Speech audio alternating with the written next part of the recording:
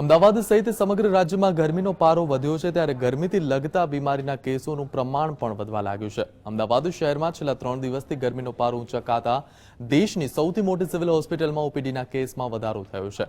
હાલ અમદાવાદ સિવિલ હોસ્પિટલની ઓપીડી તથા ઇમરજન્સી કેસમાં સૌથી વધુ ઝાડા ઉલટી તથા કમળો, ટાઇફોઇડ, કોલેરા સહિત ફૂડ પોઈઝનિંગના કેસોનું પ્રમાણ વધ્યું છે। તદુપરાંત સિવિલમાં ગરમીને કારણે ઇન્ડોરના કેસોનું પણ પ્રમાણ વધ્યું છે। ઓપીડીમાં સૌથી વધુ ડિહાઇડ્રેશનના કેસ આવે છે, જેથી આ કેસને પહોંચી વળવા માટે દર્દીઓને સંપૂર્ણ સારવાર તથા લિક્વિડ આપવામાં આવી રહ્યું છે।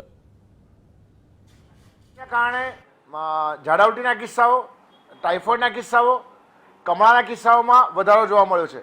હું જાન્યુઆરીથી અત્યારે એપ્રિલની વાત કરું તો જે ઝાડા ઉલટીના કિસ્સા છે એ લગભગ ડબલ થયા છે જે ઓપીડીમાં આવતા હતા કિસ્સા। એટલે લોકોને ખાસ વિનંતી કરીએ છીએ કે ઇવન અત્યારે લગ્નની સિઝન પણ હોય એમાં પણ બહાર ખાવાનું થાય તો દૂધની બનાવટો જેના કારણે ફૂડ પોઈઝનિંગની શક્યતા પણ વધી જાય છે।